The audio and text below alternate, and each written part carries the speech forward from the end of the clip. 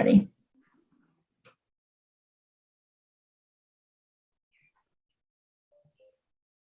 Okay, so by my clock at 7 o'clock, I'll call the meeting to order. First up on the agenda, Claire Reynolds. I believe I saw her in the attendees. She's here to talk to us about the an evaluation of the Route 9 corridor for the installation of a public sewer. Welcome, Claire. I think you're on mute. Hello there. I don't know if you can see me. We can hear you. You can't. Okay. Well, let's see. Start your video. Okay. Thank you, everybody. Thanks for having me here tonight. And particularly, thank you to Melissa, as she was the first and only person to respond to an email that I had sent out asking for participation from all the boards. Anyway, so thanks, Melissa.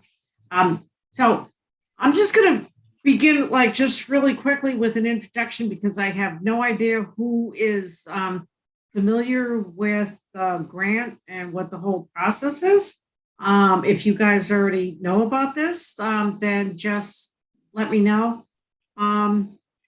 As you know, the state has a tremendous amount of money that they are providing to the towns for different projects. The Energy and Environmental Affairs Office gave the town a grant of $45,000 to start step one initially of looking at what are the infrastructure changes that need to be done, need to be funded, planned, etc., in order to work with Route 9 underdeveloped, underused parcels. So $45,000 might not seem a lot, and you are absolutely correct. This is kind of like step one of a whole process that will be taking place. The grant was provided or was awarded at the end of November 21. And then there was an announcement from the Board of Selectmen at the beginning of the year, January of 22, that this had actually happened. My reason for coming to you tonight is because I had told the selectmen that in order for this grant to really work efficiently, and based on a lot of things that we had learned with other grants where it deals with zoning and collaboration across many groups, that was the reason why I wanted to make sure that every single group, entity, whatever, who was going to have something to say about this had a chance to ask their questions and to be a part of the whole process. So let me just quickly stop here right now to see what questions, if you have any, and then we can move on from there. None so far, I don't think. Okay. All right. Okay. Other than I haven't heard a word about this. Well, that's kind of very interesting. So yes, so that's great. Let me just back up a little bit. The state, Governor Baker's administration and all, they want to provide money for towns. Some of these are once in a lifetime opportunities to be able to get grant money to do things that the town would not ordinarily be able to do. If you are familiar with the process that went through with the downtown initiative, that was initially a $50,000 grant that provided money for two things, which was zoning, professional zoning, experience, and a wastewater feasibility project. So it was to be able to hire the right people to say, okay, for example, we all know the biggest thing in terms of development with town is the fact that we have no infrastructure with sewers. So how do you go about doing that? Does it mean that it's going to be sewers for the whole town? Absolutely not. Does it mean that you have to take a look at what kind of businesses does the town want to have, particularly along Route 9? What are the zoning restrictions and what would be the changes? And what would that require with infrastructure, sewers, hybrid systems, or whatever? The reason for all of this underlying, so to speak, is the town has so many underutilized, undeveloped land that is just sitting there and not bringing any revenue to the town. There are sections of Route 9, which I'm sure we're all not too proud of, and it's to take a look at from a collaborative standpoint, and this is really the key thing.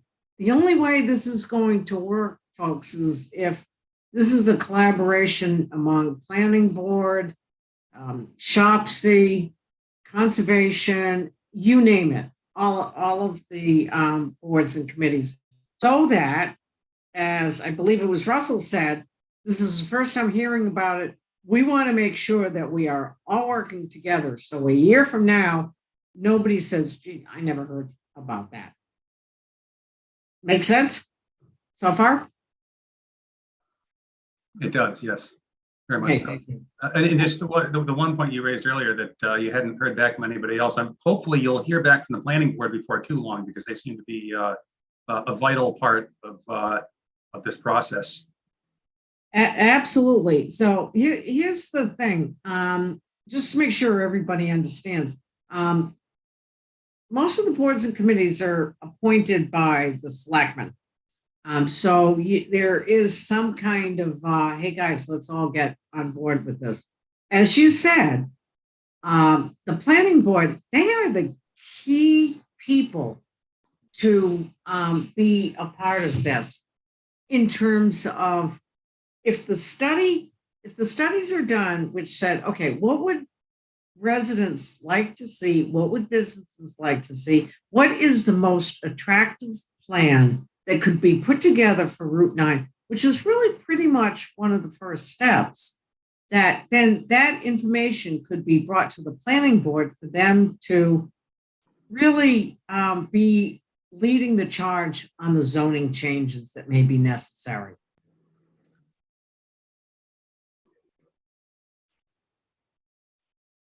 Okay, does that make sense? Now, because planning board is an elected board, you can they will hopefully take part in this because they are the key. They're the key component to this. So it may be right now, I think with the town elections, with getting new people on there, hopefully the same type of presentation that I'm giving to you tonight will be presented at the next planning board meeting. So they met last Monday, so that would be in 2 weeks.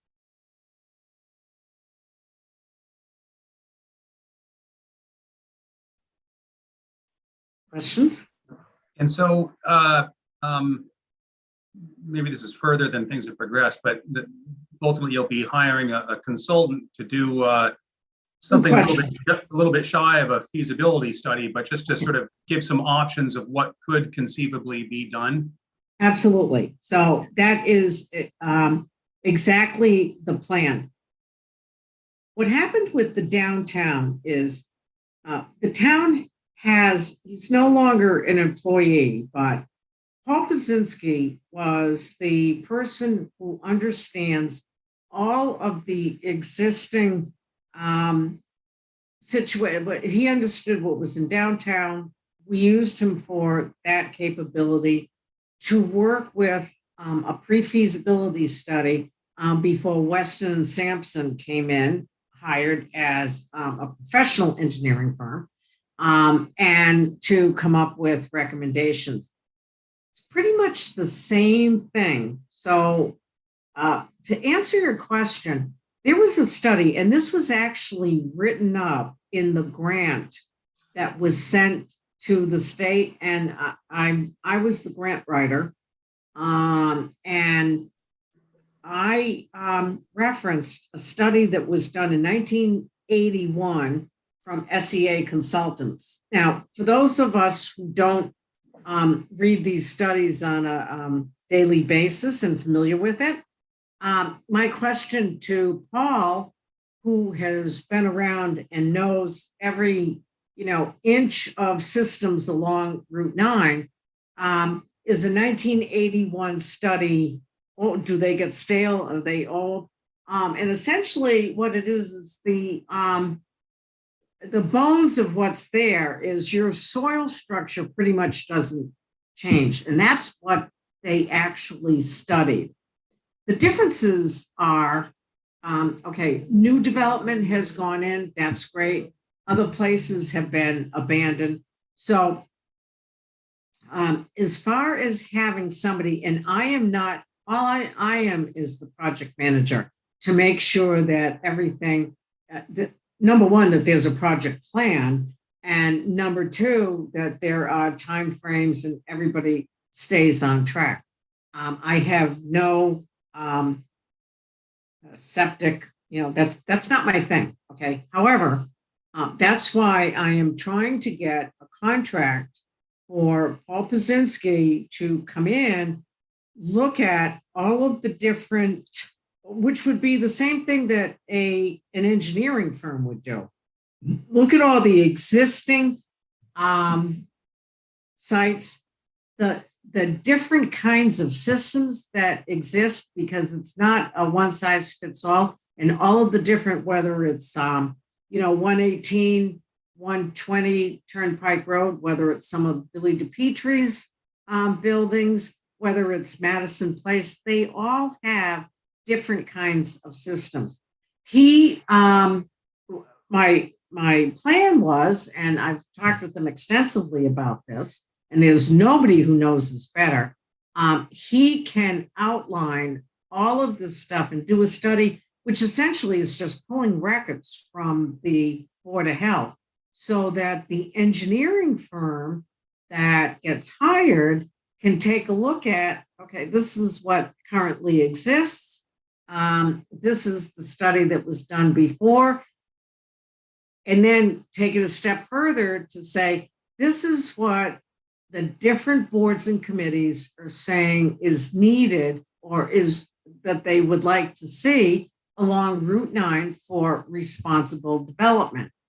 That then leads to your zoning changes that you need, and then gives them a chance to say, okay, these are several options that you might have.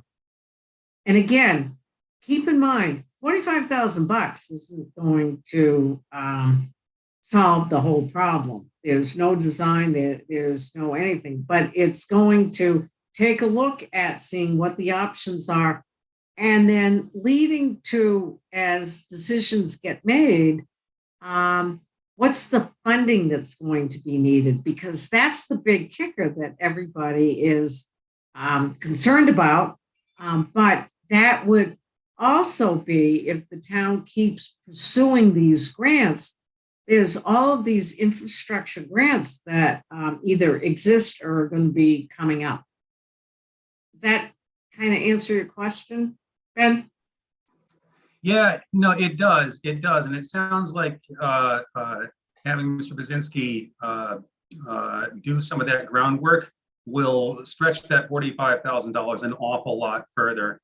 I think what we're looking for ultimately is somebody like a Weston Sampson or a Camp Tresser McKee to come in and Exactly. And And that's what we had with downtown.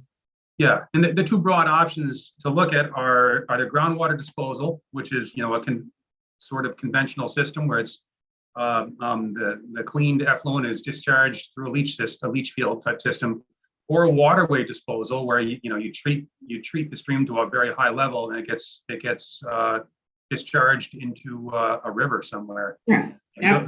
Those are the only two technologies that are available, and they'll be able to point the town in whatever direction makes the most sense and give an idea of what kind of budgeting needs to take place. And Right.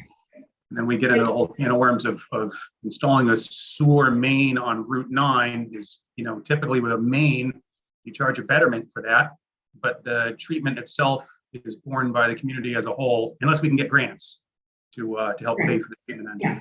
And that's going to be the key to the whole thing. I mean, granted, the developers, in some cases, we all know the developers, it was worthwhile for them to put in their own systems because of the size of what they were developing. But the other part of it is, in addition to making sure that conservation is tied in with this so that we're not, engineers deal with a whole lot of different towns, cities, municipalities. They don't have any way of really knowing what the individual conservation commissions, et cetera, rules and regulations for, lack of a better way to put it. In addition, there's a tremendous amount of technical knowledge with people such as yourself that need to be brought into this to make sure that there's a collaborative effort and everything is being done correctly, so to speak. I don't know if that's really the right way to put it, but I think what it's kind of just to make sure that, for example, like when an RFP is written, for the people who have expertise, relying on volunteers or relying on a contractor, an outside contractor such as Paul, who has 30 years with the town, knows exactly where every septic rock is placed, so to speak. So I think ultimately, from the commission's perspective, what we'll be looking at is, we try to be very careful custodians of the Sudbury Reservoir system. Yeah. Class A water supply. It was actually, put into use, 14, 15 years ago, very briefly when the Weston water main broke. We try to protect that. About 2/3 of Southborough, because of that system, is considered the watershed to an outstanding water resource. And then along Route 9, just due to topography, it happens to be sort of hemmed in quite a bit by wetlands on both sides. So with the installation of both treatment and collection, whatever happens will certainly be coming before the commission. Exactly. And the thing is, you said it perfectly. If you work on this collaboratively, you don't want to find out 5 months into the whole study that, conservation said, hey, there's wetlands there that you have kind of forgotten about. This needs to be all known up front. So that's why the whole collaborative effort needs to be brought forward. Gotcha. So are there any questions or comments or concerns from any commissioners?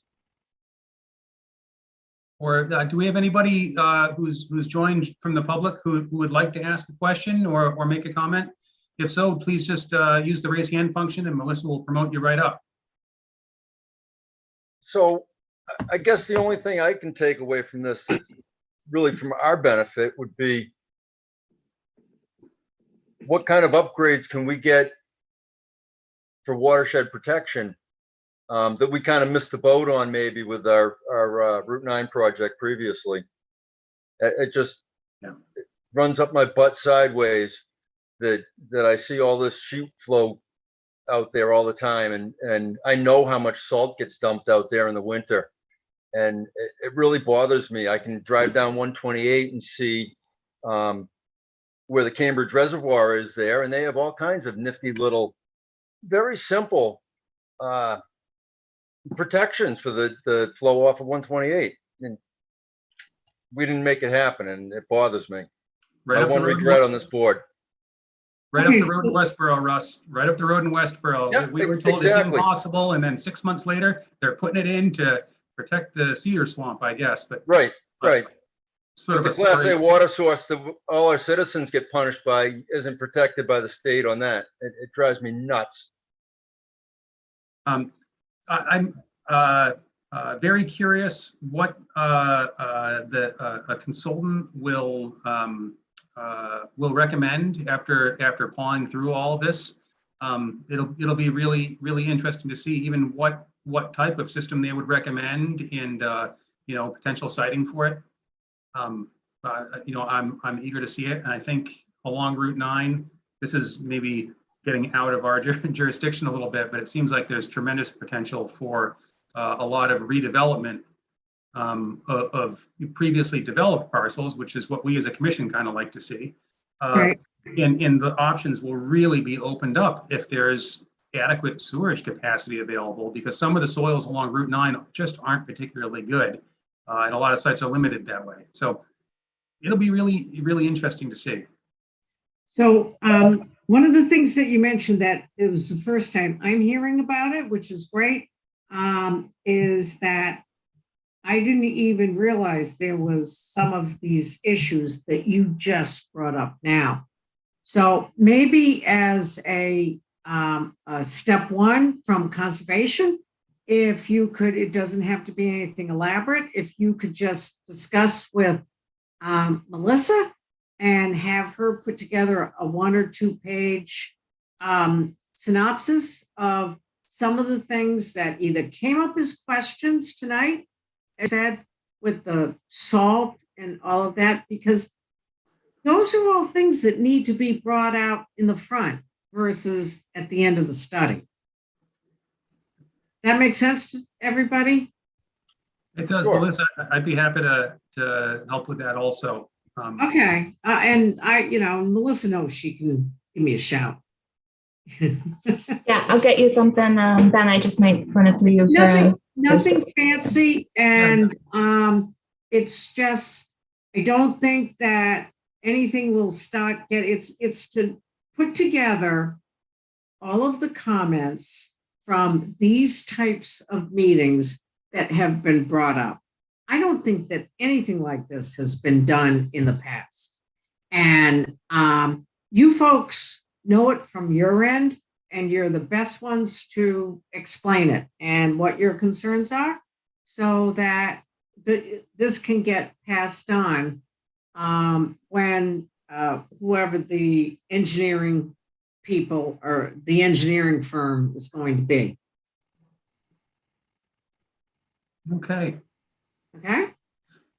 Well, listen, Claire, thank you so much for coming in tonight. Well, And thanks for inviting me. I mean, this was exactly my whole plan with putting this together. And I had talked with one of the selectmen to say, this has to be done up front. We learned a lot from the downtown initiative, as you do with every single grant. If this is going to be step one, there's also like the one-stop grant. There are all these other grants. The amount of money that is available, there are the infrastructure grants. The amount of money that is being made available to the towns now is pretty much a once in my lifetime opportunity. So let's make the most we can of it. Let's get the consulting services that we need. Let's get the funding, if possible, for any of the work. Wayland actually put in their own system. They didn't have sewers. They put in their own system. Sewers, as you know, have been turned down in the past here in town. That's not what's being talked about. It's just what is needed in order to put together a comprehensive plan to redevelop Route 9 for the areas that are non-tax generating. I mean, basically, there's a whole other financial argument of this that I won't even go into tonight. But if the town is going to be able to keep taxes at a certain rate, the development of underutilized parcels and all needs to be explored throughout the town, not just through Route 9. And we're not talking about, putting, what's that place down in Westboro at over by Walmart's. We're not talking about that kind of stuff. Responsible development is what everybody wants. Okay. Okay. Yeah, well, listen, thanks again for coming in this evening. Okay, does anybody have any other questions? Okay, so I will get together with Melissa and just see if we can kind of like just pull together the thoughts that you guys have from this meeting, and we'll go from there and stay in touch, and I appreciate the time. Sounds good. Thank you. Have a great evening. Okay. Okay. So next up, we have an update from the Stewardship Committee. I saw that Joyce was in the audience. Yep. Okay.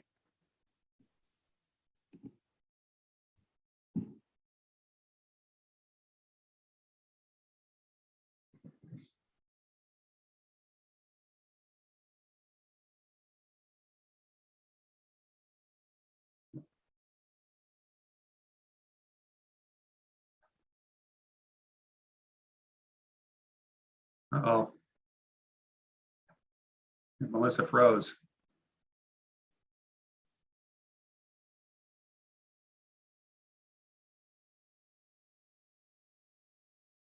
Oh boy.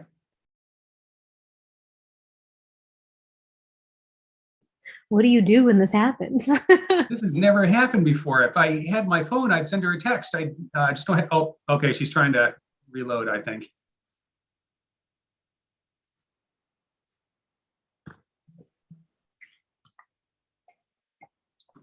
While this is going on, I'm actually going to run and grab my phone. I'll be back in about 30 seconds.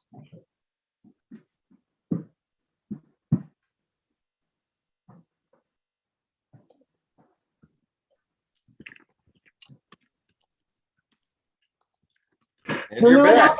I'm so sorry. My internet just died. I think we're okay.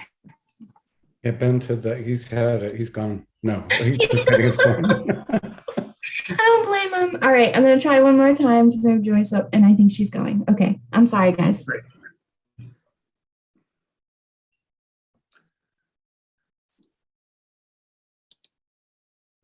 Okay. Can Good people evening. hear me? Yes. Okay. Thanks. Thanks, Melissa, for accommodating me on the Conservation Commission's agenda. And thanks also to the commissioners for squeezing me in for this. And for those of you who are new, who I haven't met, I'm Joyce Greenleaf. I am the chair of the Stewardship Committee that manages the Brickneck Hill Conservation Land. And for those of you who have met me, it's nice to see you again. I'm here because I wanted to give a very fast update that we, the Stewardship Committee, is currently working with Melissa to identify the placement of a shed on the property, and working with her also to obtain the appropriate building permit. The shed will not be within 100 feet of any wetland buffer. It will likely be very near to the existing shed that is the community gardens shed. Stewardship needs this shed. Stewardship needs this shed to store the equipment that we use to manage the property for conservation values. Right now, the equipment is variously stored elsewhere or on the property out in the winter, and it's not acceptable.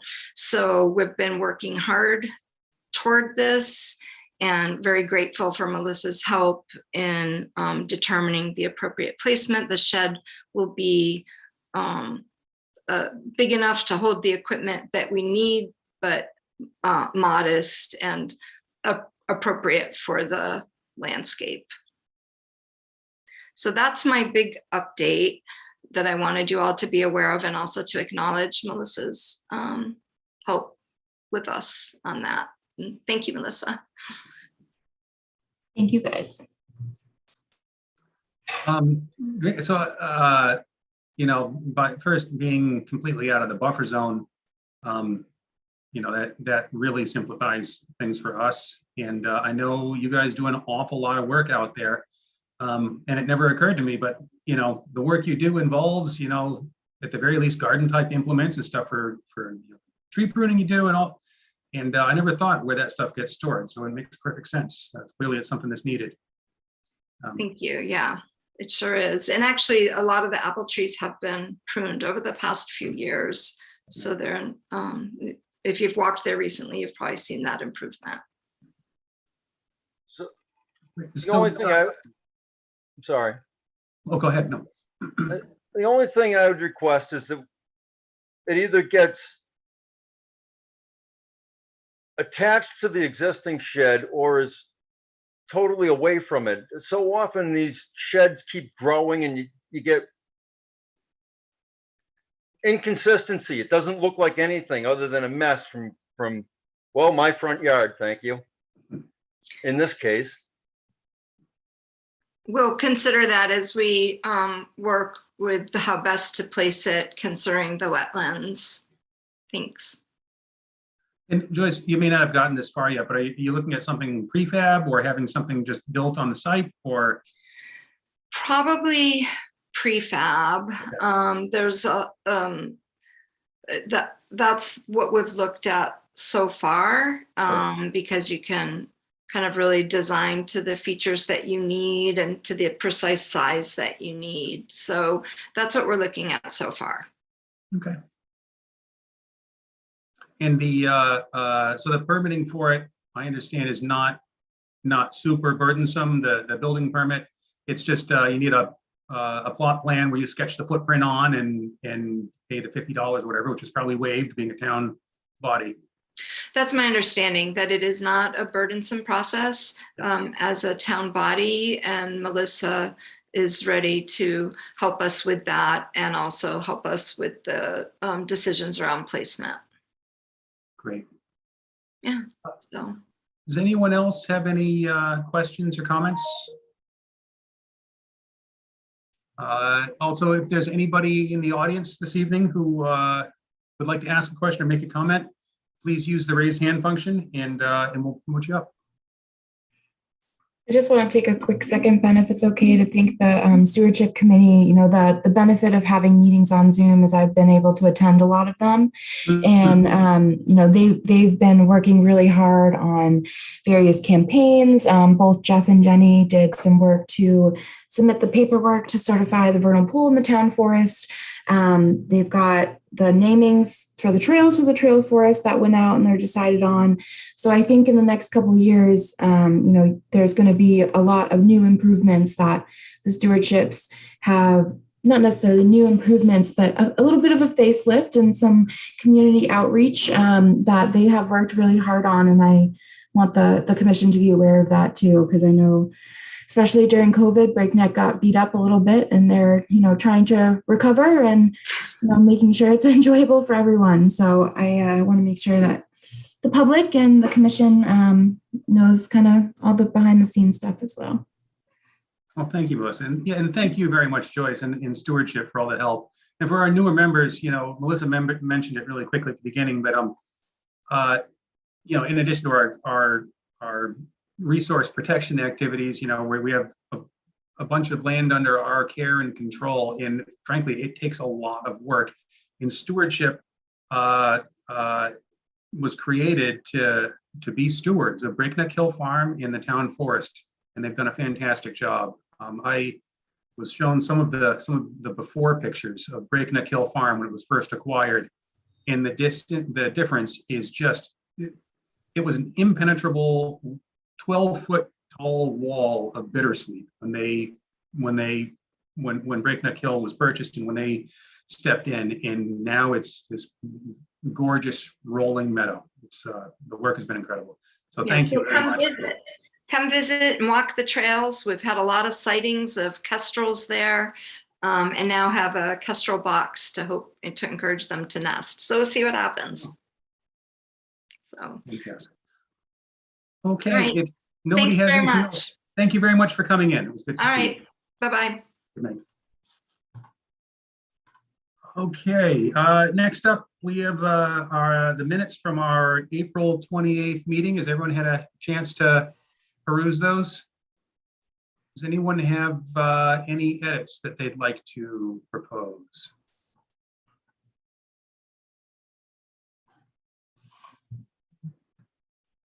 And if not, would somebody like to make a motion to approve the minutes as written? So moved. Thank you. And is there a second? Second. Melissa? Farrington. Sorry, I didn't hear you, Kevin. Oh, yes. Zulik, Yes. Gregory, Yes. and Smith. Yes. All right. Okay, so our first public hearing of the night, 200 Turnpike Road. In accordance with the provisions of the Southborough Stormwater and Erosion Control Bylaw, Southborough Zoning Code, Chapter 174, Section 13.5, the Wetlands Protection Act, Massachusetts General Laws, Chapter 131, Section 40, and the Southborough Wetlands Bylaw. The Southborough Conservation Commission will hold a public hearing on Thursday, May 12th, 2022 at 7 p.m. via a virtual Zoom meeting on the petition of CMJ Ventures LLC for the construction of warehouse space, a salt shed, and other site improvements at 200 Turnpike Road, map 28, lot 1-3-C. Good evening, Mr. Santora Good evening, Mr. Chairman. and Mr. Norris. Hear me okay? Yes, we hear you fine. I understand we're still waiting on a DEP number as well as a review from our consultant, but we'd love to hear an introduction to the project. Great. Mr. Norris, you would like to start, or you would like me to go right into it? I'm going to have our engineer, Mark Santoro, take over. He is more familiar with all the technical issues, and he'll be making the presentation tonight. And if there's any questions or issues I can help you with, I'm happy to do it. Very good. Mr. Chairman, may I? Oh, please do. Yeah. Okay. Melissa, is there a plan? We could, Yeah, you can either share your own screen or I can bring it up, either one. could you bring it up, please? Sure, absolutely. Thank you so much.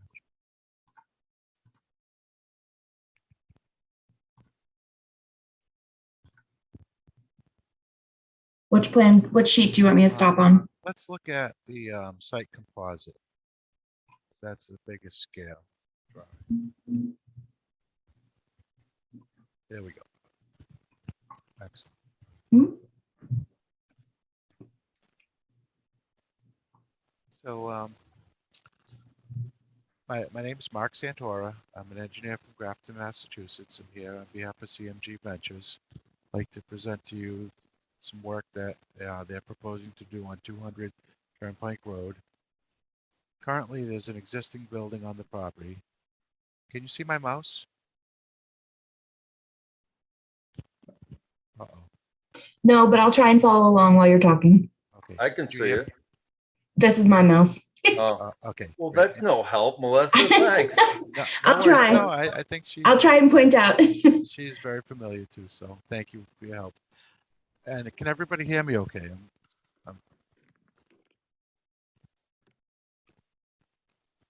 Yes? Yeah, we can hear you. Yeah. Sorry, the Zoom is tough. Okay, so here's the existing building is in the center of the project as labeled. It's approximately a 12,000 square foot building, 6,000 feet on 2 different floors. The proposal is to add an additional 7,000 square foot garage and then a separate building, like a canopy shed to store salt material for the landscapers' use on sites in commercial sites in the area, not on this site.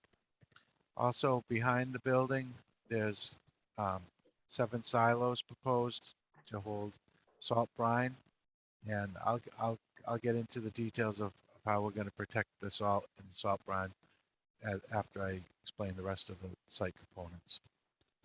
We've got a proposed retaining wall around the limits of the site that are going to bring the site up to a level grade that, or a somewhat level grade, about 4 or 5% flowing down gradient from the building towards the wetland area. We are proposing to install state-of-the-art stormwater management system that will have 2 infiltration systems that will also handle the attenuation of the stormwater and control the stormwater runoff.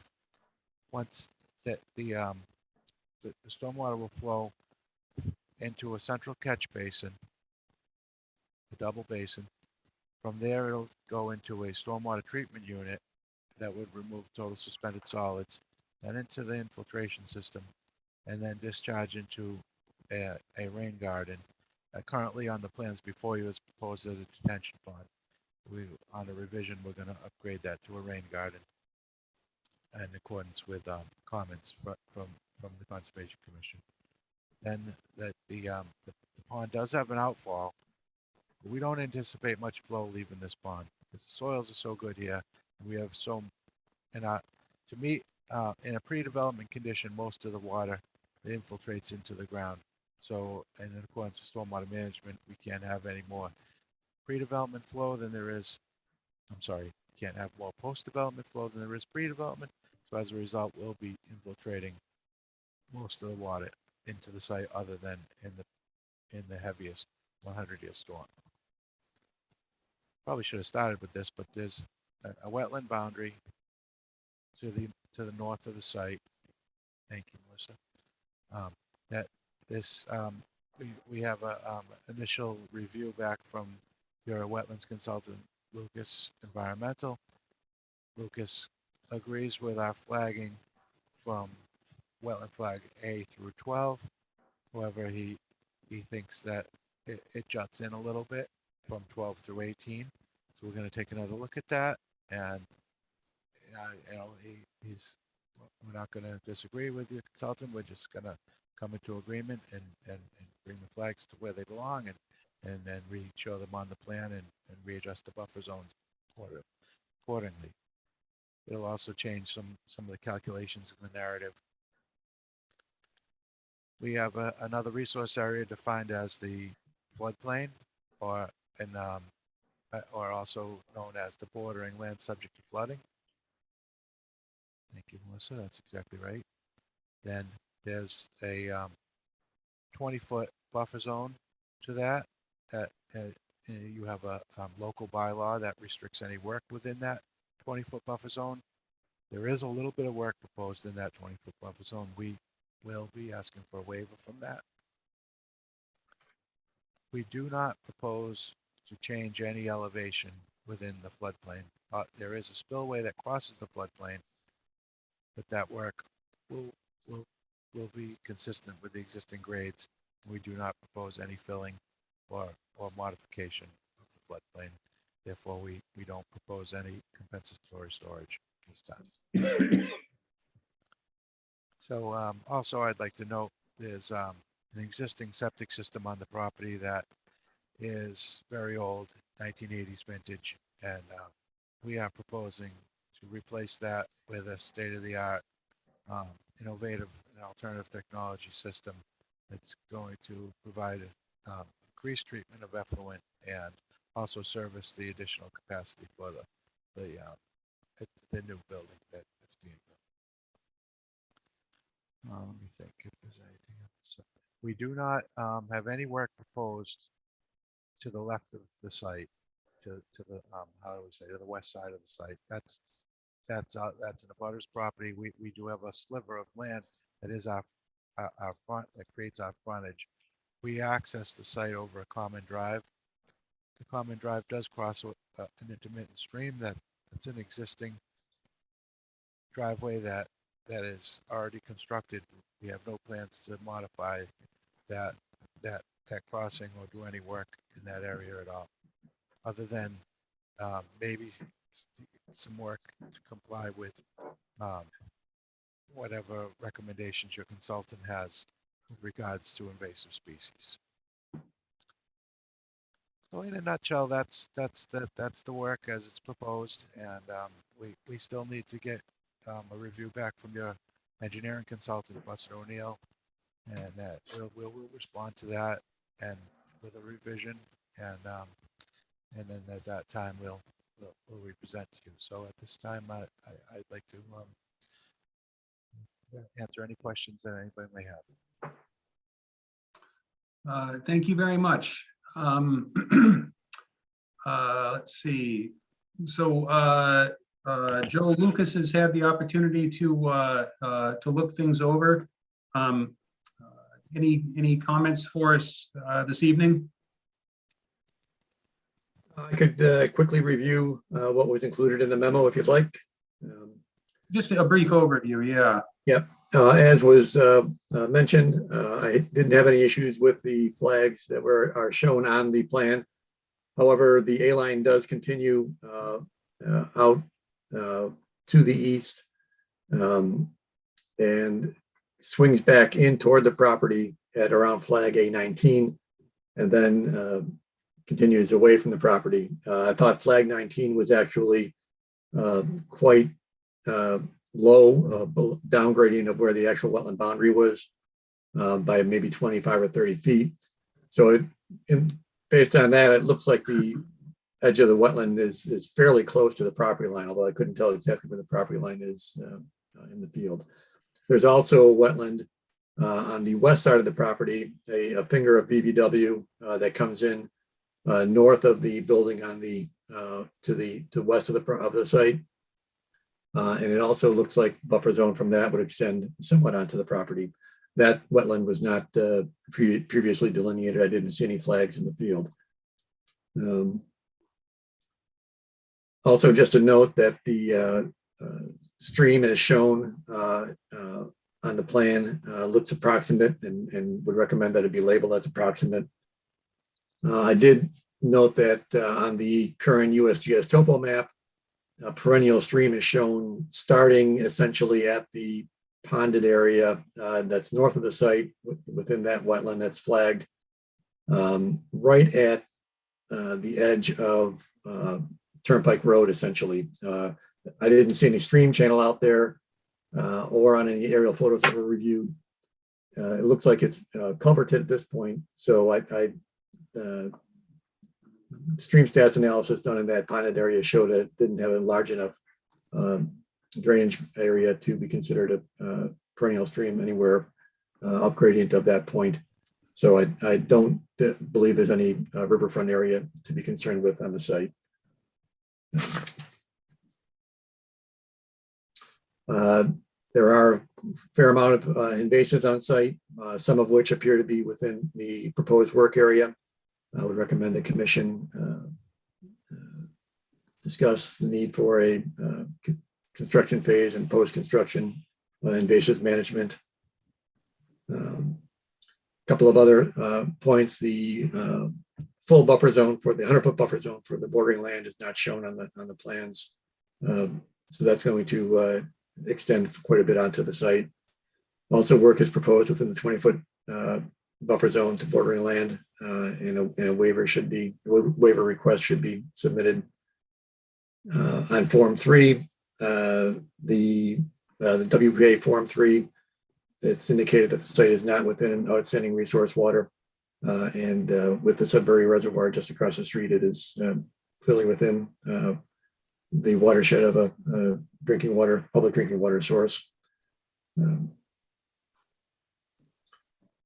let's see. The method of delineation or description of the delineation as far as DEP data forms were not included with any of the information that I had reviewed. That should be included. Also, the bylaw NOI application checklists or the wetlands filing fee calculation worksheet were not included in the information that I reviewed. Also had some concern about transport of salt or in and out of the site where it crosses the intermittent stream and the adjacent BVW at that point. Just feel like that the commission may want a description of how any resource areas will be protected from potential loss of salt and how the transportation is actually going to occur. Generally agree with the proposed erosion control. It wasn't clear if they were proposing wattles or silt fence or both. They're both indicated on the detail on the plan. The area at the proposed grading on the east end of the site is fairly steep, and you may want to consider some additional erosion protection there, such as a jute mat. And that's about it. Okay, thank you very much. So next up, any commissioners have any questions or comments that they would like to make? So I'd like to hear about the brine tanks because they're pretty interesting on the plan. I'm sorry, about which, Kevin? So the brine tanks down at the bottom, how that salt capture Yeah. works. Yeah, I'll echo on that and include how's the drainage being proposed around the salt shed and protections for water infiltration in and out, and therefore then how's that water being treated? What happens if there's a breach in the brine tank? Where's that going? What are the contingencies? Very good questions. Mr. Chairman, can I reply? Oh, to please, yes, yes, Okay. of course. So both commissioners have excellent questions, and we have addressed this at the planning board stage, and I'd like to share that with you. As you may be aware, that our downstream abutter is DCR, the Department of Conservation and Recreation. The consultant pointed out that this is we're abutter to the tributary to the reservoir, so there's definitely sensitivity to that resource, and we in our efforts to respond to DCR's comments, we met with DCR. We had a detailed conversations with them. I'll take them one part at a time. The salt shed itself, I've designed and built these for municipalities, and the key is to grade it so the inside of the salt shed so that no water leaves or enters the salt shed, and it's in a completely enclosed structure. So salt is stored inside the shed, 10 feet back from the front, and no runoff enters the shed, and no water leaves the shed. So there's not any chance for water to get into the salt and bring any runoff out. So hence the reason for a salt shed, not a salt pile that's covered. If there were no resource area, a lot of landscape contractors just have a salt pile covered. In fact, even Rhode Island, where they come in from the ship, the salt that they'll purchase, the person they purchase the salt from, it's not in a building. And so, the building is key to protecting that. Now, transport of the salt into the salt shed, there was a question about that. They're going to come in on trailer dumps that are licensed to carry over the road with sealed tops, and they'll have the new style trailer dumps have the top that comes down and seals the top of the truck, and that's ratcheted down, so no salt can spill out of the truck. I mean, the truck would have to have an accident and roll over for anything to happen. It still likely wouldn't spill any salt. So it's very well protected coming in. And the truck backs up and right up to the shed and dumps it in right directly into the shed. And then a front end loader pushes it back to the back of the shed, and they fill it to 2/3 capacity, and then that leaves a buffer, and the salt is then protected. The brine tanks themselves are in the back of the tank, in the back of the building. You can see the 6 circles.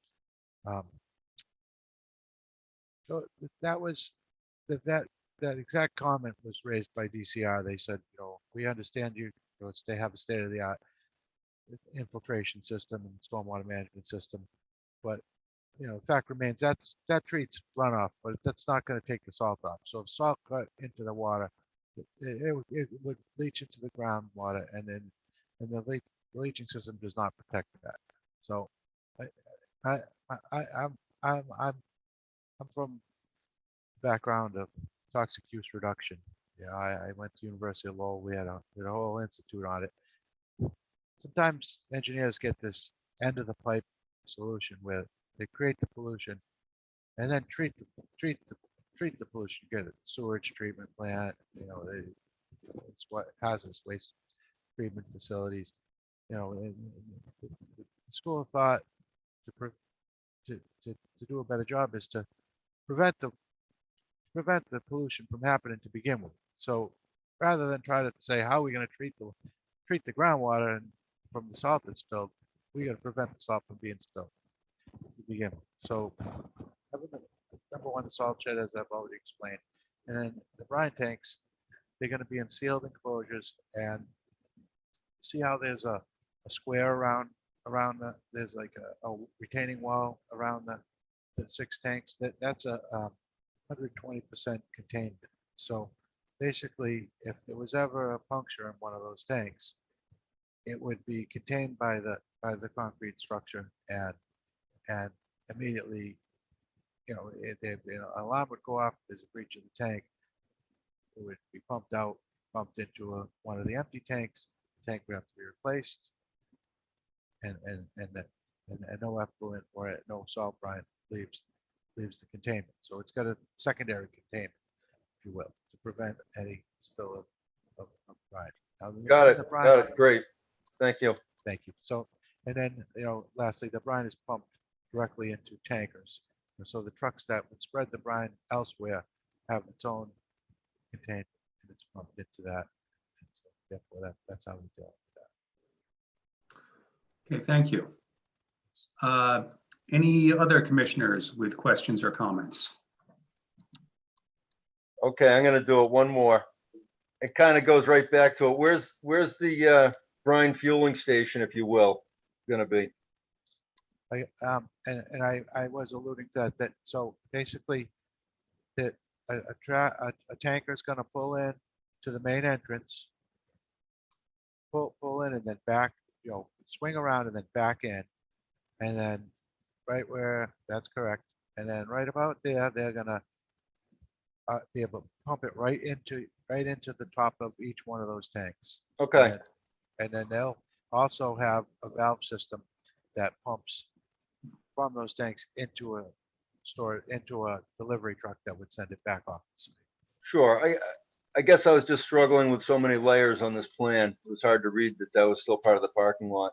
Yeah, and I agree with you. That composite plan, I was trying to comply with the requirements to put everything on one sheet, and it's gotten very busy. So I agree. I just want to point one thing out.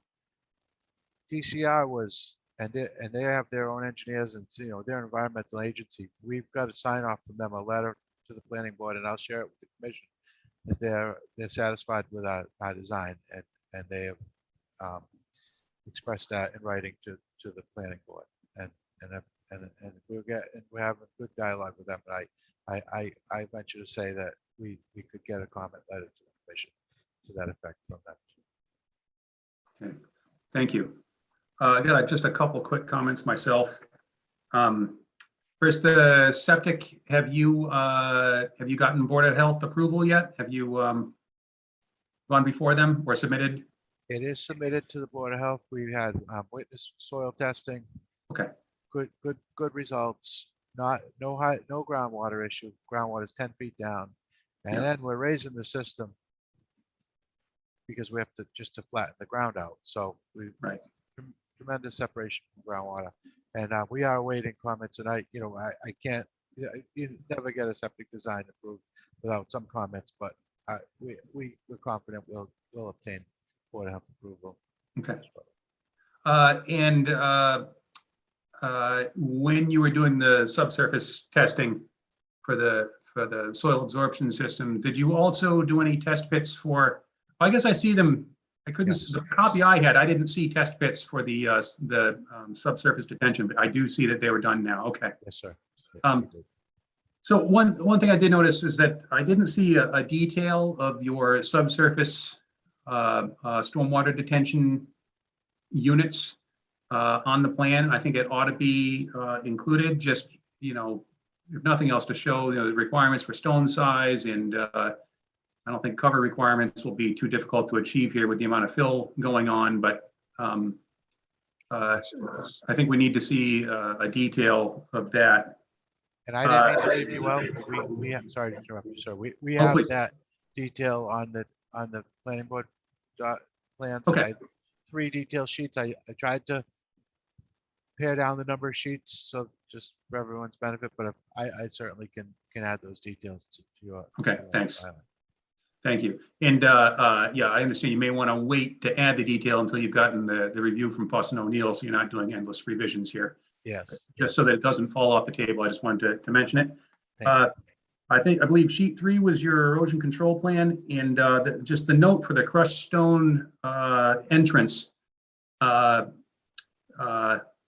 It said that it's not. Yeah, you can see the note down there at the bottom, right underneath it. Proposed construction entrance, if needed, at the discretion of the site contractor. So looking at the plan, I think it's safe to say this is going to be a fill site. Yes. I think there's going to be an awful lot of truck traffic in and out during the construction phase.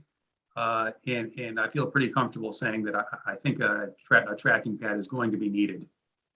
Well, if you will, I'd like to, and I agree with you, maybe I could rework the language to say the location of the tracking pad at discretion of the contractor. Because I put it there because it's at the ultimate entrance, but yep, you're correct, it is a fill site.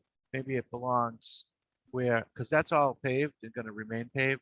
So maybe yep, the best place to put it is somewhere right over there. And as yep, long as we can be flexible on its location, I agree with you. We're gonna need to prevent tracking it, depending on when the fill is put in. If it's weather like this and they're dumping off the edge, then there's going to be no issue. But if it's wet at all, then you're right, we do need it. okay. Well, this is certainly a very standard requirement of the commission. The anti-tracking pad is put in when there's any kind of serious amount of earthwork, and as far as flexibility with the location and so forth, our agent Melissa she'll be available during the construction phase for consulting in minor changes like that. The commission is comfortable with Melissa, making those decisions when they need to be made. Great. And then giving us an update on that. Perfect. Let's see. So I believe our stormwater management bylaw, one of the requirements is that cut and fill numbers be shown. I didn't see that anywhere within the package. I apologize again. I don't mean to slight you guys. I have that Okay. I know I did it. I did submit it to the planning board, and I did intend to put it into the NOI package. It's just a sheet with the fill numbers, but if it's missing, certainly something.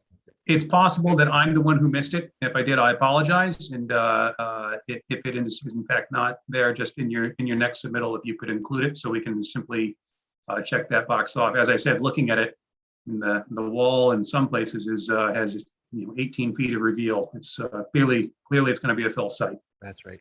Oh. Maybe 8 to 10,000 yards import, just for your information. Oh, okay. In my mind, I was guessing quite a bit more than that. So not It's a quite as small- much as I. Small area, so, but Yep. even as 12,000, but it's hard to be exact. But we did use Carlson takeoff, and I compared the Yep. surfaces and made a good earthworks analysis. And then my CAD office did it in AutoCAD, and the numbers agreed. So we Yep.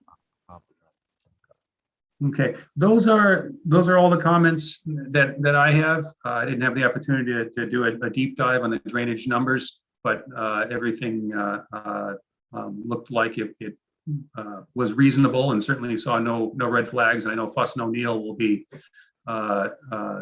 looking much more deeply into that just to make sure. If there's nothing further from the commission, any other questions or comments? Okay, I'd like to open it up to the public. If anyone wants to ask a question or make a comment, please use the raise hand function on Zoom and we'll promote you right up. Not seeing any hands. Okay. So there's not really much more we can do this evening. I think we're looking at a continuance to our, is it June 2nd? Is that our next meeting? Okay, yeah, to our June 2nd meeting, if that's acceptable to the applicant. So what's that? 2 weeks?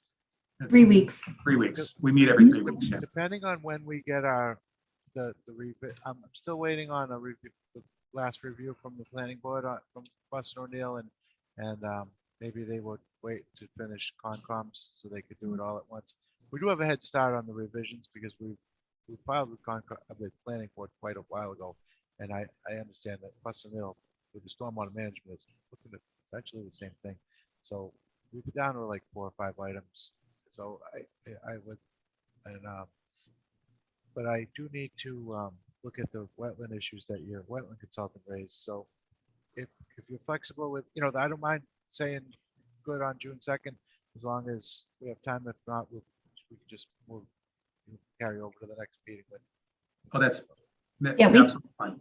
Mark, I usually, the week of the meeting, I'll follow up with you to see where we are. And if you need to do a continuance to the meeting after, then it'll just be a vote of the commission on the second. It won't be discussed, just continued again. Great. Could I ask one more thing? Would it be appropriate to meet your wetlands consultant out there to go over the wetland line and get it agree on field, and then I'll finish locating it? Is that a possibility? Yeah, I can circle Joe in on an email to set up a time if that's something that you guys want to work out in the field. Is he okay with that? Yeah. Mhm. Okay. Very good. Okay, so I'm looking for a motion to continue this hearing until June 2nd. Move. And is there a second? Seconded. Beat you, Kevin. All right. Farrington, Yes. Zulik, Yes. Gregory, Yes. Smith. Yes. Oh, you're all set. Okay, thank you very much for coming in tonight. Okay. Thank you. Thank you for your time. We'll see you soon. Everybody. We'll see you next time. Thanks. Have a great night. Okay. All right, next up, I understand we have a continuance. I still do have to open it up so that we can at least continue it. In accordance with the Wetlands Protection Act, Massachusetts General Laws, Chapter 131, Section 40, and the Southborough Wetlands Bylaw, the Southborough Conservation Commission will conduct a public hearing on Thursday, May 12th, 2022 at 7:10 p.m. via a virtual Zoom meeting. The commission will consider an abbreviated notice of resource area delineation for a project located at 250 Turnpike Road, map 27, lot 2A, for the applicant David Ferris, Harris Development Group. Project description is confirmation of resource area boundaries. The applicant has requested a continuance to our June 2nd meeting. Would somebody care to make a motion to that effect? So moved. And is there a second? Second. My new buddy. Farrington, Yes. Zulik, Yes. Gregory, Yes. Smith. Yes. All right. All right, moving along here. 71 Main Street. In accordance with the provisions of the Southborough Wetlands Bylaw, the Southborough Conservation Commission will hold continued public hearings on Thursday, May 12, 2022 at 7:20 p.m. via a virtual Zoom meeting on the petition of 76 Fisher Road LLC for construction of an accessory structure, driveway, and associated facilities at 71 Main Street, map 53, lot 26. Good evening. Can everyone hear us? Yes. Okay. At the last meeting, yeah, it was raised by Mr. Rosell that he thought needed to take an additional look at the IVW boundary that's on the east side of Lot 4, number 71 Main Street. And he went out and took a look and changed, asked to change the location of a few of the flags. Number 11, you'll see these numbers 11R, 13, 14, and 15R, and 17R. Those are the revised locations of those flags. Number 11 actually moved a little further away towards the abutter. Numbers 13, 14, 15, and 17 moved a little further into this lot. We revised the wetland boundary on the plan. We revised the 20-foot buffer zone. We also made some changes to the grading plan to stay outside this new revised 20-foot buffer zone limit. And those are all reflected on the site plans that you got dated May 10th. And I would also add that I had just initially put in that we were going to do a certain number of plantings, and since to fill in for vegetation that was cut in the buffer zone.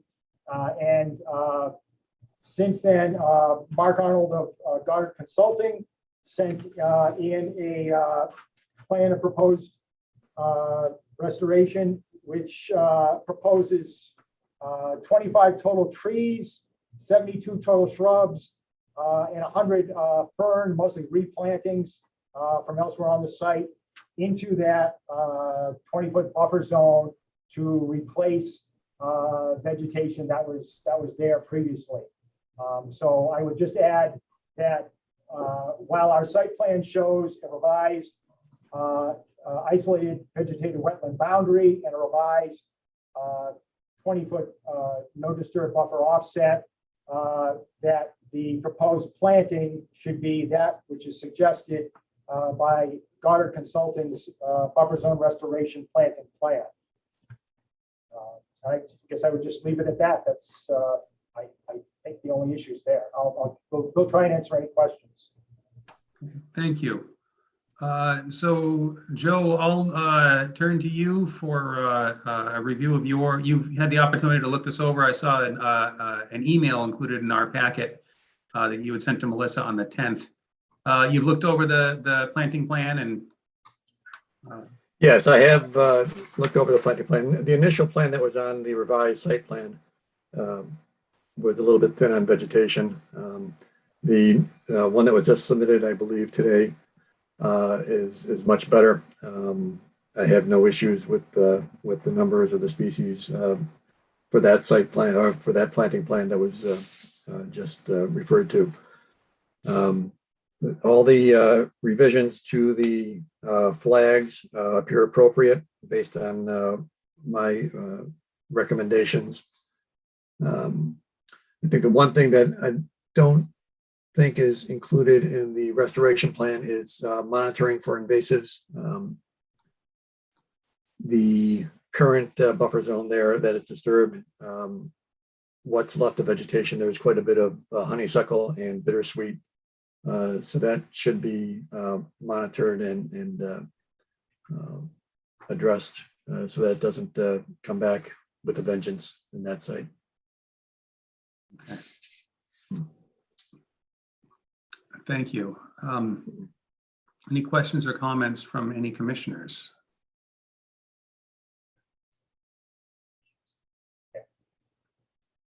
Okay, I'm not hearing any. Do we have anyone from the public who wishes to ask a question or make a comment? If so, please use the raise hand function of Zoom and we'll promote you up. Does not look like it. No hands. Okay, so So the only thing that would be outstanding in any way, I think, could be covered by a condition, and that would be an ongoing invasives monitoring. We would certainly have no objection to that, Mr. Chairman. And in Goddard Consulting's suggested plan, they have a program of monitoring and reports, and I guess we would suggest just adding the taking care of the invasive species to that. That would be acceptable. Absolutely. I think our somewhat standard condition on that would have the flexibility to allow that. Ultimately, it's for your benefit anyhow. If you want a good example of what happens if you don't keep up on it, drive through the Cats parking lot.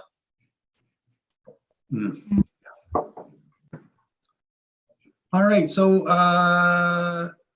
we're not forgetting anything, right, Melissa? Okay. So the next step is typically we will close the hearing, and then at the after we've finished all of our work for the evening, we will then discuss and then vote on conditions. So for right now, looking for a motion to For the chair? Yes. You might want to have a note on the site plan regarding the planting plan. It's not the one shown on the plan, on the site plan, but reference the revised plan. Okay.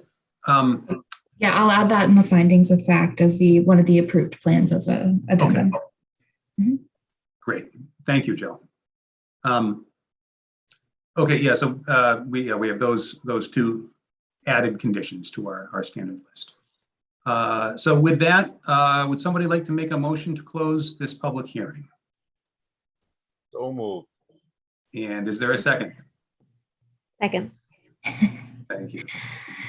Farrington, And you, yes. Zulik, Yes. Gregory, Yes. Smith. Yes. All right, so I'll touch base with you guys tomorrow morning. You should have that permit. Thank you. Thank you for your time. Thank you. Thank you. Have a good night. All right, that's it for public hearings.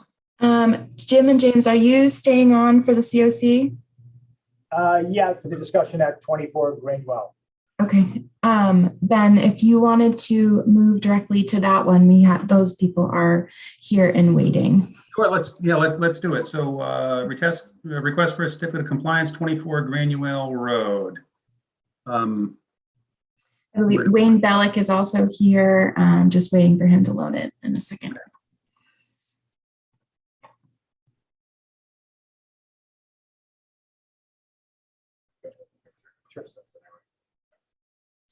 Good evening, Mr. Chairman, members of the commission. Wayne Bellick, Land Design Collaborative. I'm here on behalf of Jared and Danielle Gothier for 24 Granuel Road. I can see that the developer and his engineer are here, which is good. We had, as you folks recall, a couple of years ago, we were working for the developer. We filed a notice of intent for which an order of conditions was issued. And the house was since sold to the Gothiers in the fall, and they have been informed that Mr. Gothier is to be relocated down south for a new job. So they've been in scramble mode ever since speaking with Melissa as to the process going for the certificate of compliance. We had a topographic survey done of the property and had determined that everything seemed to be in order. It looked like the developer had constructed in pretty substantial compliance with the plan.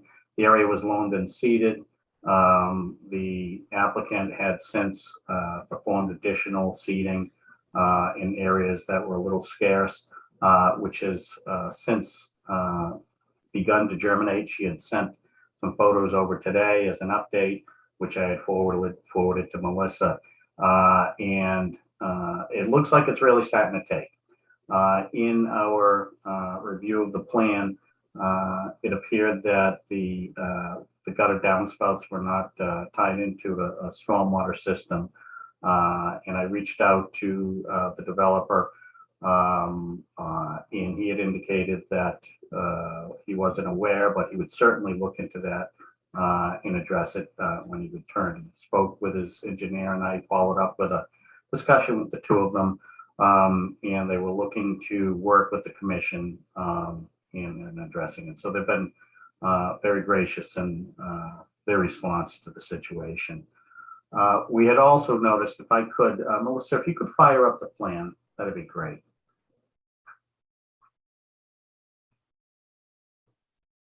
So what we had noticed as we looked at the site was that it appeared that, in fact, the survey revealed that there was an encroachment within the 20-foot no disturb zone. I did point that out to the developer. And again, it's one of these things, Mr. Chairman, as you know, you don't know what happens until you get the as-built plan. We all know that typically your as-builts and your proposed plans do have a slight variation. But in this particular case, I did point it out to him. He was a bit shocked to hear that. And I think that basically it had come down to the work had been done, laid out by the site super in that area, and perhaps he zigged when he should have zagged. So in looking at it, I did discuss briefly with Melissa today. It is within the 20-foot no disturb, and he was pretty regretful for that when I spoke with him. And I think there's one way that we could address this, and I'd like to propose this to the commission. In looking at this retaining wall, everything is pretty well stabilized and continuing to better stabilize. The homeowners have been very diligent in watering the lawn area. And what we'd like to do, rather than excavate that area, remove the retaining wall, relocate it to the limit of the 20-foot no disturb. What we'd like to do is offer for your consideration, again, given the time constraints and everything, given the proximity to the resource area, needless to say, the homeowners are, they've got to be out by next month down in North Carolina. So they'd like to be out as soon as possible. And the thought would be, ideally, if this commission would consider taking that portion of the area that Melissa's highlighting there, that's loaned and seeded with, and is currently lawn, returning that to a plant bed of indigenous species.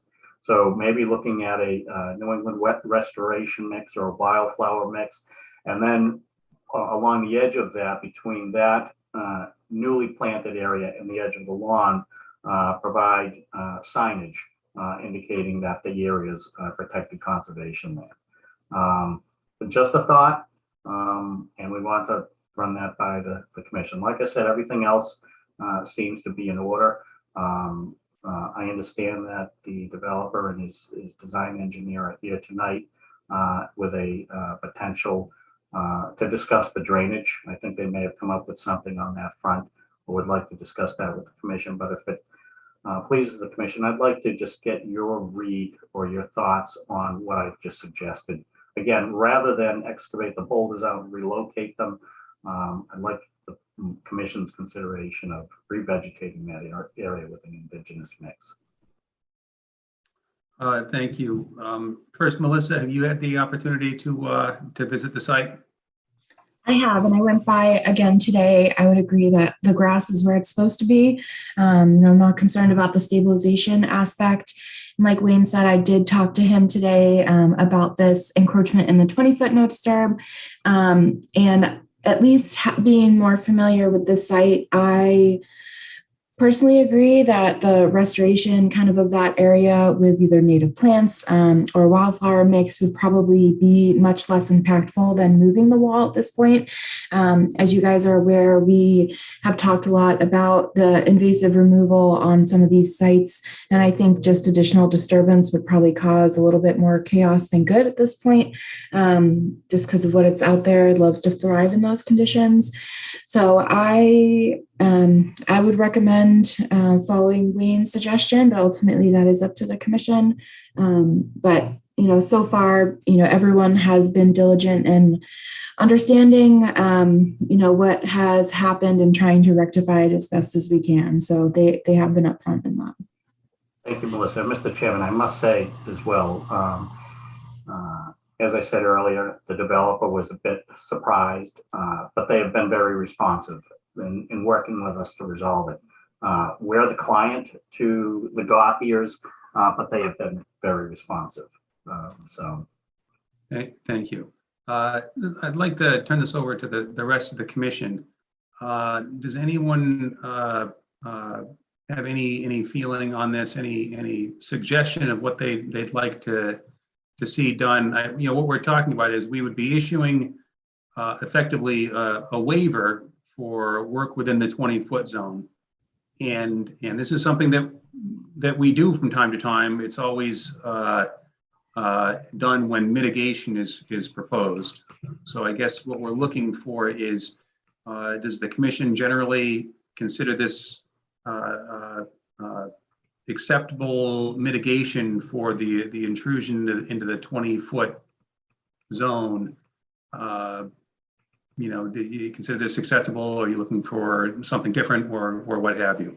So I'd be just curious to hear if anyone. Can I ask a question? Please. So how does this work in that, like, a developer, like, apparently didn't follow? I'm sorry, I'm new to everyone else I'm new to the commission. So like, is there like a 3 strikes you're out type of situation, or is it a fix it and then you can go on? Like, what is the standard process that is utilized in these situations? It's for a serious violation, and that's generally impact or harm to a resource area, like a wetland or a water course or a body of water. Then we'll issue an enforcement order that will require it to be remedied. We also have the authority to issue fines of up to $300 per day per violation. Okay. I'm just Yeah, with something like this, the commission has to make sort of a decision. Was it an intentional thing where somebody intentionally filled a wetland, or were they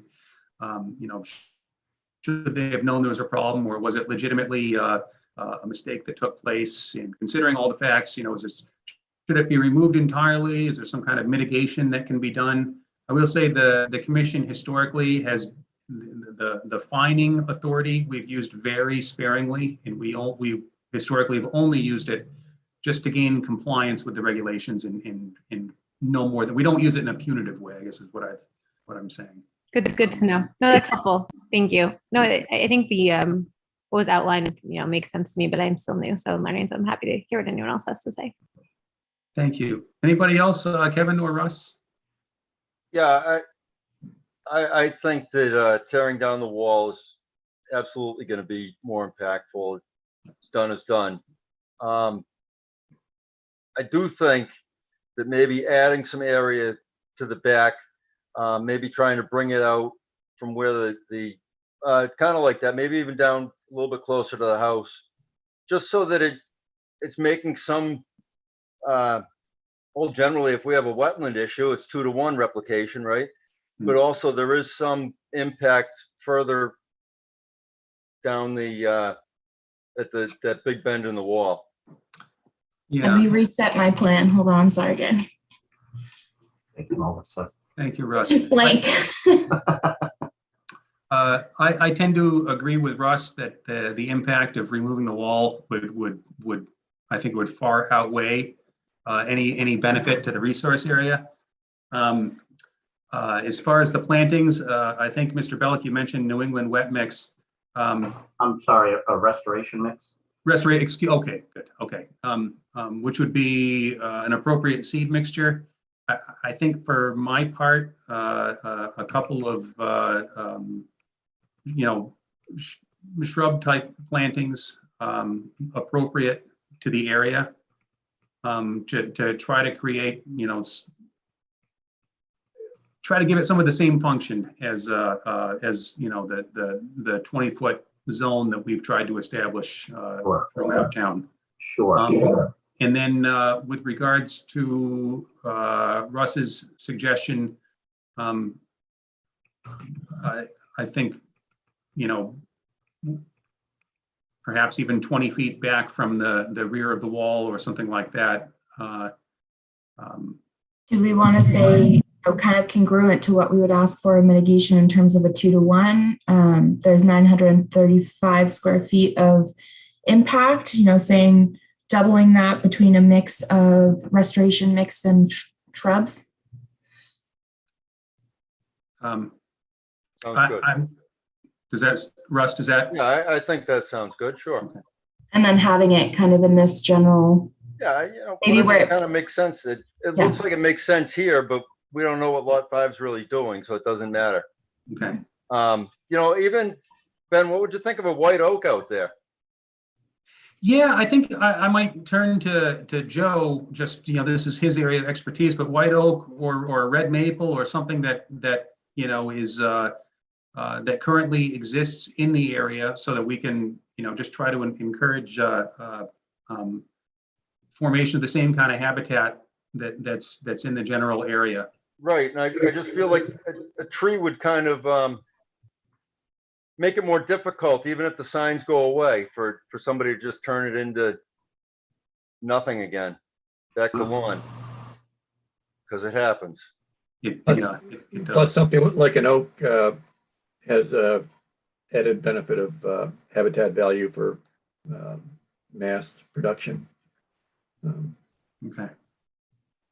Mr. So Chairman, in terms. red oak or white oak probably Okay. be appropriate.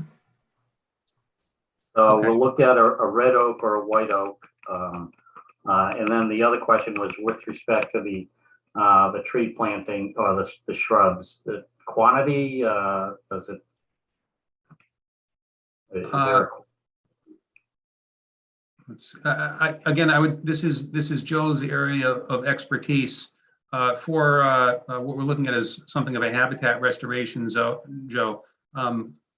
Do you have a recommendation for the sort of the density of planting to get that area established as habitat? Yeah, as far as shrubs go, for a restoration, maybe roughly on an average of 6 to 8 feet on center for shrub plants. Okay. So just divide we base it on the area that you're restoring, and figure out how many that would be. Thank you very much. Okay. All right. So the commission generally is in agreement on this. Okay. So you said that the homeowners have to be on their way by next month. That's correct. Assuming things can move quickly here, do you think you'd be in a position to be back at our June 2nd meeting to get this wrapped up? Absolutely, Mr. Chairman. I think it ultimately comes down to, and again, the developer's with us tonight with his design engineer, and they've been very responsive. They've been great. So if I could, Mr. Chairman, I'd like you to defer the question to them in terms of their availability. I know they wanted to talk a little bit about stormwater as well. Yep, no, of course. If we could, at this point in time, hand it over to them. Yes, absolutely. We can have it done for you for the next meeting. We'll make sure it is. Fantastic. So that they can transfer on their own. Thank you, Great. Jim. Okay. And yeah, with regards to, so the stormwater, we're talking about the connection of roof drains to infiltration, is that correct? Or do I have that wrong? I very well may. That's correct. There, a infiltration structure was proposed off the back right corner of the house, and that structure is going to be replaced by an infiltration trench of the same volume, just a little further back from the house. Okay, could you describe the infiltration trench? It's going to be roughly 22 feet long, 2 feet deep, 2 feet in width. Just 3-inch minus stone, doesn't have to be anything special. The sides lined with Marafi 140N paper, fabric, excuse me. And it's going to receive a downspout from that back left corner of the house, which is what that structure just off the back corner of the house was to receive. Okay. Within the stone trench, there's not going to be a perforated pipe within the stone trench. Do I understand that? Is it going to be surface runoff to the trench and then infiltration? Is that the? No, the intention is just to have the roof runoff. It's not, the intention before was just that structure was going to receive roof runoff, and that's all we want here. We're not going to try and pick up other surface runoff. I think I know what you're asking, Mr. Chairman. James, I think the question is it going to be somewhat like a leach trench for a septic system with a 4-inch? That's correct. Okay. That's correct. Or is it simply going to be a stone trench that only accepts runoff really from the surface? How is runoff from the roof going to get to the trench? Is it going to be piped and or is there going to be some overland flow? 6-inch HDPE pipe. I'm sorry, you kind of cut out a little bit in my computer. I'm sorry. We would just convey it with a 6-inch HDPE pipe. Okay. Subsurface. Okay, and of equivalent void volume and so forth to the other system originally proposed. Yes. Okay. So now you got me thinking. So this is going to have a perforated pipe for the full length of the trench for equal distribution. I'm just concerned now if we just dump into one end of it that we're going to potentially have cloggage pretty quickly. We would go into the middle first of all, and we don't expect a surcharging of this based on the small part of the roof that this is picking up. That was going to that other structure as well. Right. My point, I'm great about going to the middle of the trench. I get it. I'm thinking just potentially roof matter that goes in there because I'm in the trade and I know what goes down. If you've got nothing intercepting it, whereas in an open void system, it can take on a lot of leaves. Hey, Russ, one solution to that would be, I think it'd be fairly easy to sweep it up at one end and put a clean out in. Would that address your concern? Sure, that sounds good. Would that be acceptable to the applicant? Yes. Okay. All right. Anybody else from the commission who wishes to speak or ask a question on this? Okay. It sounds like we've got a path forward outlined here. It sounds like you may be a little busy, but it sounds achievable by June 2nd. The full commission isn't here tonight, but just judging on past experience, we understand the homeowner is in a tight position, and we generally, especially with a showing of effort like this, we try to make allowance for that. We're not. I think we can probably, in our findings here, issue a certificate of completion without waiting years for the establishment of vegetation and so forth, I guess is what I'm trying to say. Thank you very much. So it sounds like we've got a path forward here, and we can get this resolved on June 2nd, and hopefully that there will be no more hiccup for the homeowners. Let's hope so. I think they're fine. I think they're in good hands at this point, Mr. Chairman. Okay, great. So it looks like we'll be seeing you again on June 2nd then. Sounds great. Thank you very much, folks. Have a great night. Thanks, you too. Okay. So we're gonna jump back one item. Another certificate of compliance for 53 Boston Road.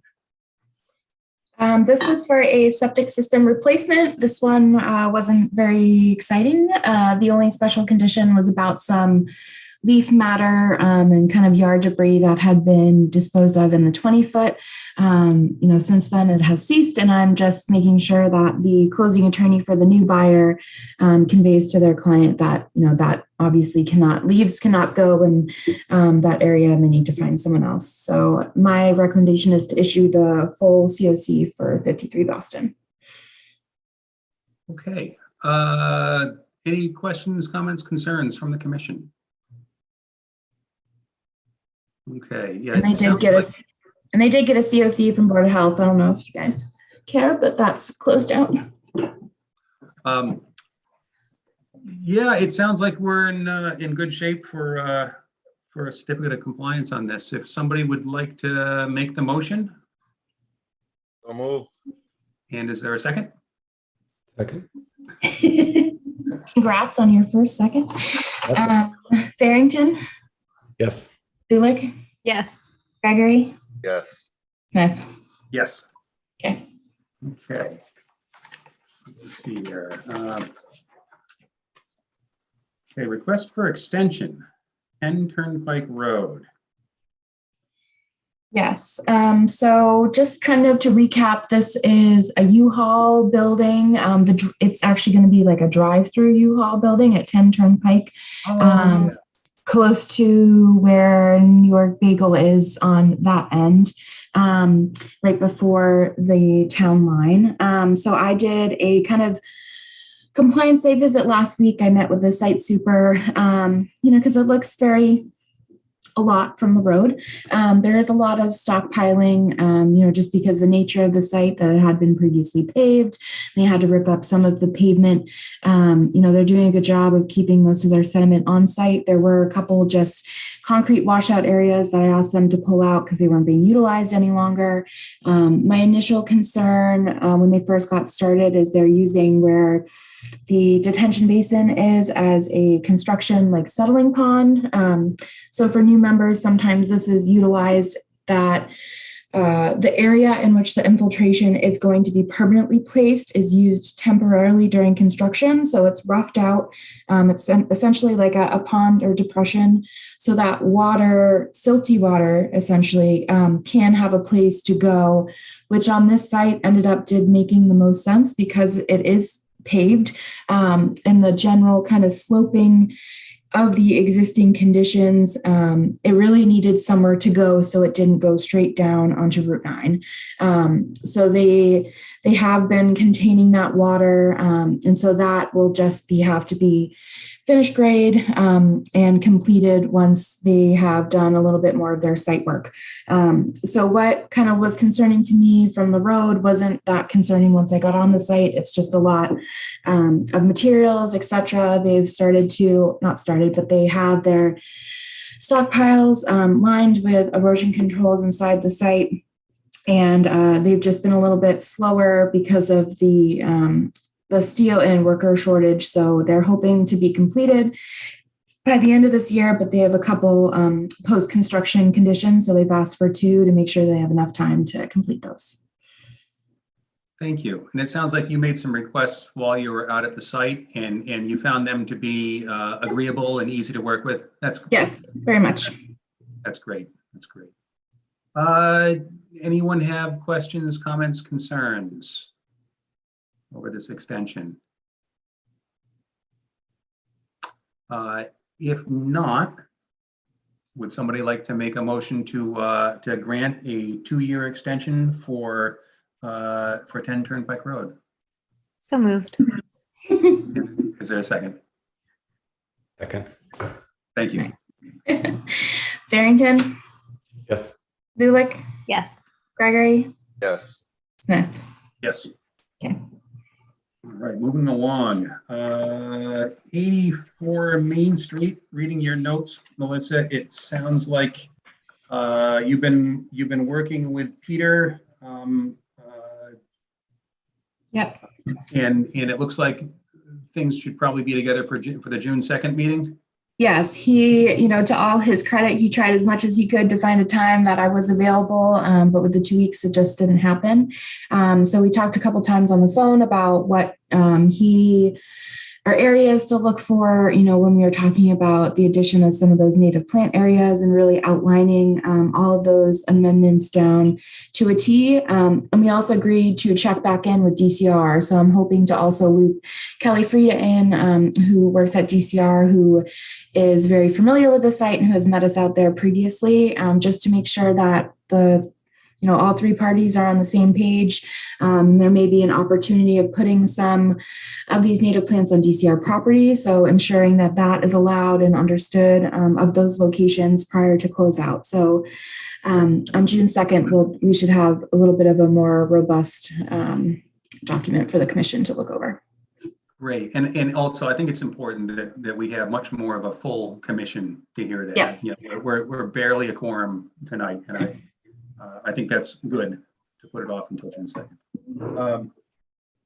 All right, number 5, the Chestnut Hill Farm Management Plan. We got some comments from the Board of Selectmen. Their letter gets off to a little bit of a rocky start. You're our agent, not our administrator. But other than that, their comments were thoughtful. They obviously put a great deal of effort into it. It's very much appreciated. Have you had the chance to discuss these comments with trustees of reservations? I just had received them when I forwarded them off to you about 5 o'clock this afternoon. I did forward them to DA Hayden from the trustees, and she responded back quickly that she wasn't available to come tonight. And I said, that's more than fine. I think for tonight, it's just if there's any 1 or 2 comments that stuck out to you that you either very much agreed with or disagreed with. Otherwise, I think me and her are going to sit down in the next couple of weeks or next week to go over these specific comments and how to respond, and also just continue to use the comments from the last meeting to finish those revisions to the management plan. I will say, I don't know if we did, that's right. We got them very late, just before the meeting. Yeah. I read through them quickly. My guess is they're not going to be, the trustees will probably not be thrilled with some of the comments.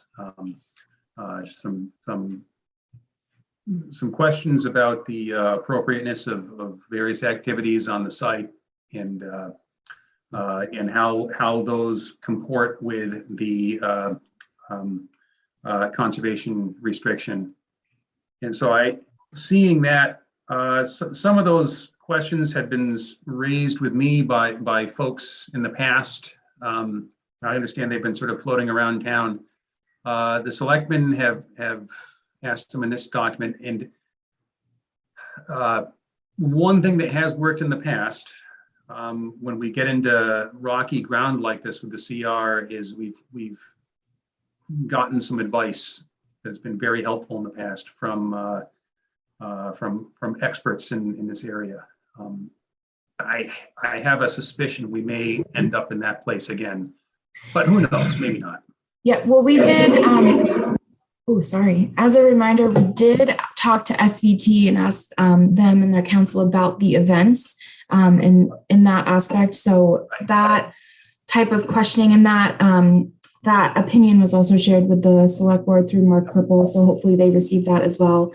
But I know even a couple of these we did discuss, like the forestry plan at the last meeting. So I'll definitely be talking with DA on how they want to address that. But otherwise, they are planning to come to the 6-2 meeting, pending any other comments, mostly just because we both agreed the open communication we had last meeting was very productive. So they're looking to do that again. Okay, great. So yeah, we can discuss it all then on June 2nd when we have a full panel here. Let's see. All right, now I'm turning it over to you, Melissa, for our agent report. So the really only update is that Northborough Road, those contractor bays, there's been some back and forth with the developer or builder, with Fuss and O'Neill and the Commission and Planning Board.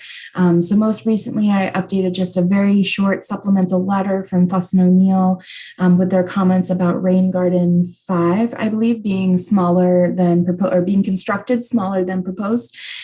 So right now we are requesting the stormwater calculations on how or that they utilized when they stamped their letter. Oh my gosh, I think my brain has died with my internet. Their letter of substantial compliance. So that's kind of the one thing that's been free floating out there a while. It was on our agenda quite a while ago, and it's still there, not physically on our agenda, but if anyone has any questions, I think I haven't put the original plans up on the Dropbox, but I will do that tomorrow so past members can take a look too at what the original plans called for. But that's really all that I have on open and active sites. Just a real quick question. Are any of those bays occupied or is the whole building unoccupied?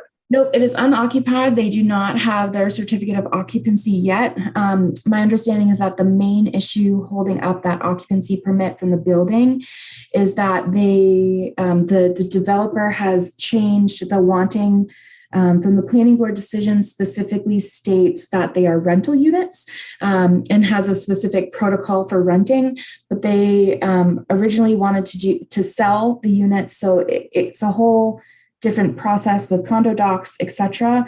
At the, I think, Monday planning board meeting, they were in front of them for a modification, but ultimately withdrew without prejudice and are working out, how they're going to move forward, whether they're rental or ownership. So it is vacant, but hopefully soon they'll tie up those loose ends. Okay. Yeah, no, I was just curious. I drive by it frequently and I couldn't tell. Okay. Oh, and then the dump. The dump. So we are making good progress. I have an on-site meeting at Central Mass DEP's office on Monday with Mark Purple, Taylor from TRC, which is our consultant, and members of DEP staff from Solid Waste, Mary Jude Pigsley, the regional director, etc. We received from Miss Fallon, who's the abutter at 60 Breakneck, that she not that she doesn't want to sign off on the access agreement, but she is requesting that we do the test pits on the town side first to determine if test pits actually need to be conducted on her property. So I believe that that's what the main discussion is going to be on Monday, and hashing out those fine details and the timeline so that we can hopefully get started sooner rather than later. I know Taylor has begun the beginning work of ensuring that the contractor quotes for pricing are still consistent with what was quoted to us, and starting to prepare that notice of intent for us to approve for phase 1, which is the test pits. So I will follow up with you guys after my meeting on Monday, but we're still moving forward. The ACL was officially signed by the select board and Mass DEP. So essentially that administrative consent order is finished. Fantastic. So things are moving forward. Yep, absolutely. All right. Other business as may arise. Anything else that's come up over the past couple of weeks? Nope. I think everything has been status quo. We're going to have a couple new commercial projects coming in. right now, the 241, 245 Turnpike, where the old Andrea's building is, there's some consideration of a building going on those two lots. So hopefully those come to fruition in the next couple months, and we can see some actual set of plans. But otherwise, I think there's a couple other potential projects that, are being talked about. We've had a couple just kind of working group meetings with the department heads for permitting boards. So, hopeful there'll be some progress in town and a little bit of good development to help with EDC's initiatives as well. Great. So it sounds like our final order of business is the order of conditions that we discussed earlier. And so you've added those two conditions. Yep. So I have invasives to be added to the monitoring section, and that follows the 75% removal in 2 years of monitoring. I also made a note to myself, just because it's not specified, that trees and shrubs shall be relatively even in number, because they just kind of put 4 cluster of shrubs, etc. So I want to make sure that they don't have 70, of one and 2 of a different kind. So, but that's what I pulled out, and then the planting plan is a approved plan. Great. And then with the regards to the distribution of the actual plant materials, do you have it in there subject to approval of the commission or its agent? Mm-hmm. So great. Got it. Okay. Any other discussion of this? And if not, would somebody like to make a motion to issue the order of conditions as discussed? So moved. Thank you. And a second. Second. Thanks. Farrington? Yes. Zulik? Yes. Gregory? Yes. Smith? Yes. All right. And with that, it's now time for everyone's favorite motion. Somebody like to make a motion to adjourn? So moved. Yeah. For a second. Second. All right. Farrington? Yes. Zulik? Yes. Gregory? Yes. Smith? Yes. It's the best motion to move first.